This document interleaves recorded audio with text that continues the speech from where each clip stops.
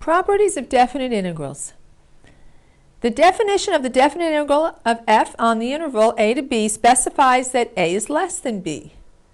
Now, however, it may be convenient to extend the definition to cover cases in which a is equal to b or a is greater than b.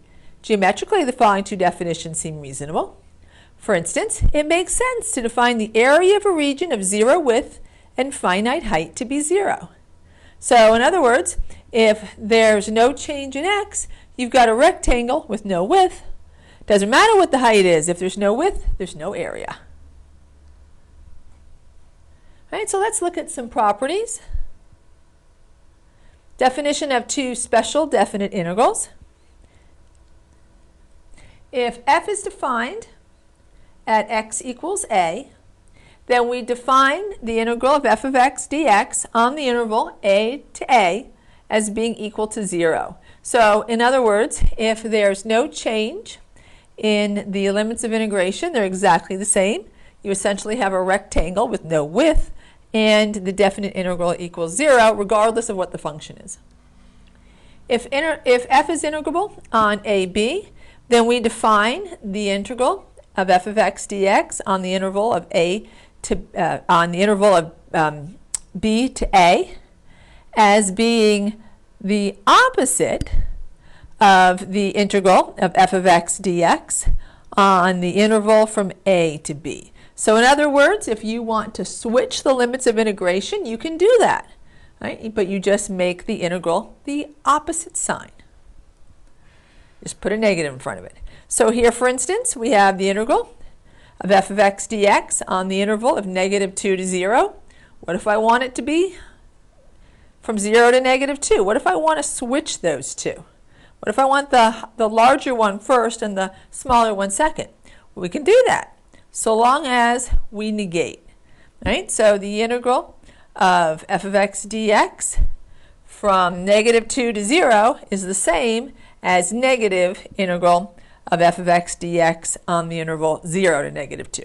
So if we want to switch the limits of integration, we can do that. Just make the sign the opposite.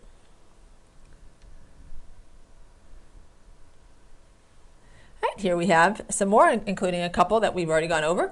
Right, so if there's no change in the limits of integration, then the definite integral is 0. If we want to switch the limits of integration, we can do that. We just make the integral the negative, the opposite. If we have a sum or difference, we have an integral of a sum or difference, we can split that up into two integrals, and they both carry the exact same limits of integration. They both get their same dx, right? We have to make sure that we have the dx there. And if we have an integral on this, so we have the integral of f of x dx on the interval of a to c. What if I want to split that up into two? Right? I can do that. Notice that the upper limit for the first one is the lower limit to the second one. So we just broke them right here at b. Right? So if you don't want it to be from a to c, you want to break it up at some point in between a and c, you can do that, right? But the upper limit for the first one is the lower limit for the second one. Right, so let's see some of those properties in action.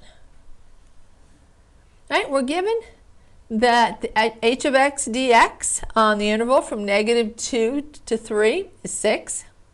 We're given that h of x dx on the interval of 3 to 5 is 7. And we're given that h of x dx from -2 to 6 to -2 from -2 to -6 is -4. Right? And we want to find the integral of h of x dx from -2 to 5. Notice that that would be equal to the integral. So we can take that 1 and split it into 2.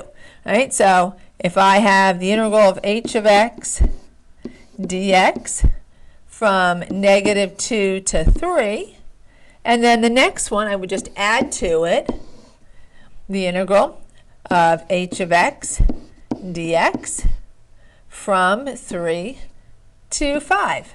Right? So notice we've got the whole interval covered from -2 to 5, and the lower limit for the first one, upper limit for the first one is the lower limit for the second one. Right? They just go, one ends at 3, and the next one starts at 3.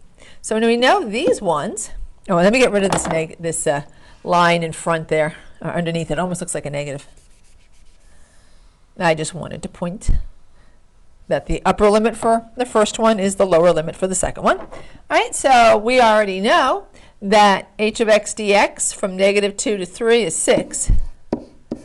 And we know that h of x, the integral of h of x dx from 3 to 5 is 7. That means that the integral of h of x dx from -2 to 5 is 13. That's all there is to it. So you do need to be able to use properties of integrals to find a definite integral given some information. So let's do a few more. All right, so here we have this exact same 3. Now we want to find the integral from -6 to -2. Well, I don't have -6 to -2. I've got -2 to -6. All right, so the integral from -6 to -2 h of x dx is just equal to negative integral h of x dx from -2 to -6. So I can switch those so long as I negate. And that means that this would be equal to -4, which is +4. All right? That's all there is to that one.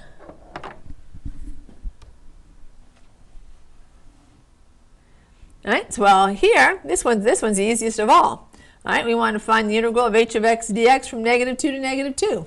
Right? Well, there's no change in the limits of integration, therefore it's 0.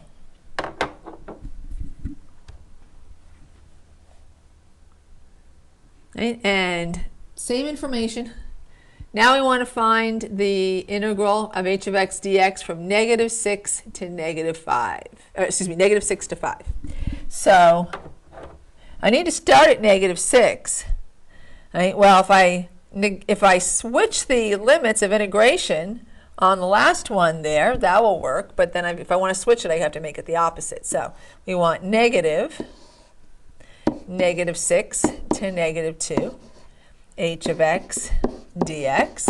Now I've got to pick up with -2. All right, so that would be this integral here. So from -2 to 3 h of x dx. Not done. Now we got to pick up. We got to start at 3 and go to 5. So that would be the integral of h of x dx from 3 to 5. And you should always write these out. Right? It will definitely help you if this were a question on the AP test. When they see it written out, right? You showing that you know what it is. So what if I wrote down, 5 instead of 6? Right, well, that's a mistake in writing something down, but they see that you understand the concept. And so always set this up first and then substitute, right? You'll make a lot less errors, and it doesn't take very long.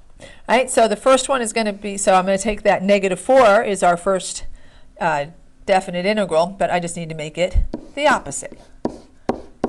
Right, and then from -2 to 3, that would be 6. And from 3 to 5, that would be 7. So that's going to be 17. And there we go. Let's try the next one. Nope, that was the last one.